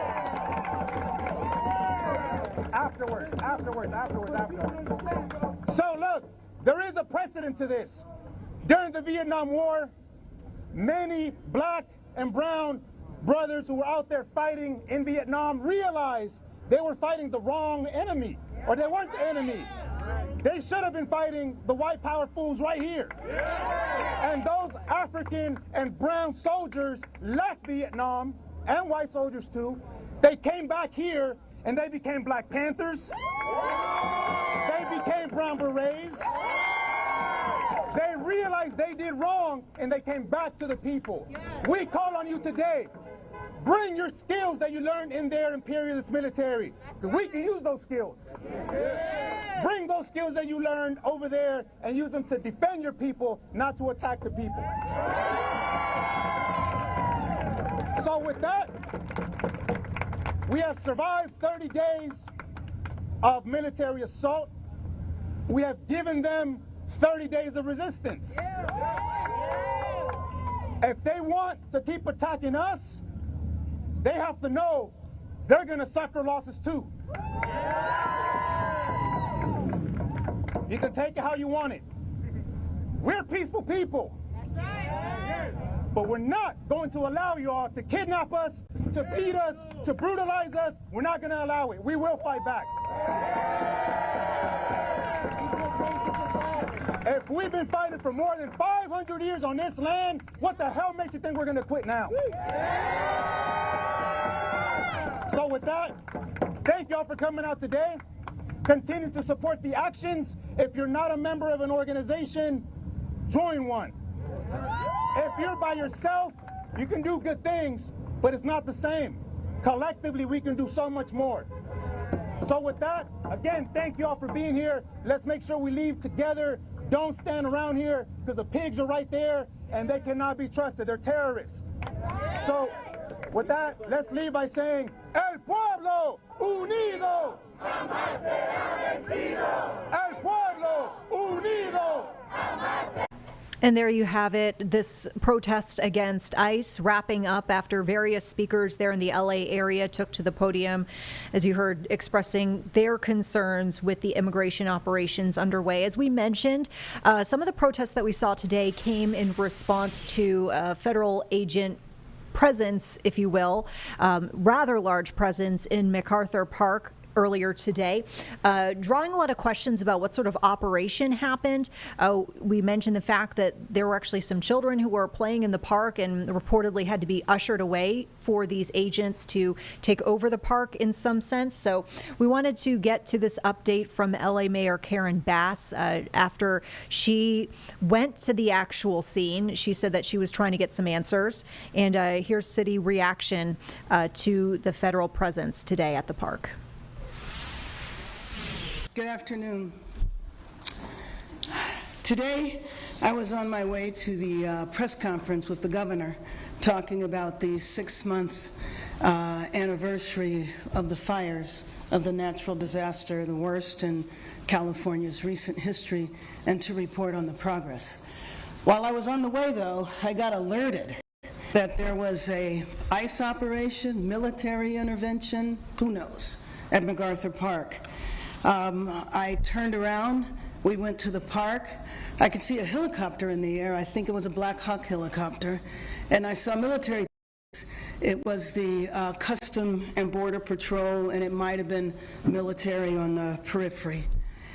To me, this is another example of the administration ratcheting up chaos by deploying what looked like a military operation in an American city. So I went to MacArthur Park because it is very important that the truth be told about what happened there. Now, you can spin it any way you like, but in my opinion, it's a political agenda of provoking fear and terror. Frankly, it is outrageous and un-American that we have federal armed vehicles in our parks when nothing is going on in the parks. It's outrageous and un-American that the federal government seized our state's National Guard. It's outrageous and un-American that we have U.S. Marines who are trained to kill foreign soldiers overseas deployed in our American city. So here's the truth. There's no plan other than fear, chaos, and politics. Home Depot one day, a car wash the next, armed vehicles and what looked like mounted military units in a park the next day. What happened to the criminals, the drug dealers, the violent individuals who were in the park today were children. It was their summer camp, their summer day camp. Those kids now have no activities this afternoon. They have to stay inside. They were ushered inside so that they didn't get exposed to the troops that were walking in formation across their playground area. We did not want the children to be aware that it was ICE Although I do have to tell you that I went and I spoke to an 8-year-old. I never let on what was going on upstairs, but did this 8-year-old tell me that he was afraid of ICE? Did the 8-year-old tell me that he was afraid of ICE taking his parents and he didn't think it was good to take people away? So understand that that 8-year-old knows enough of what's going on that he's already traumatized in anticipation. And I don't know if he had a sixth sense or not to know that they were upstairs. But Okay, folks, and our time here on Live Impact News is coming to a close in just moments. Make sure you keep it here throughout the rest of the evening and including up until 11 o'clock. That's when our News at 11 does come on with the latest headlines locally and globally. Thanks for joining us.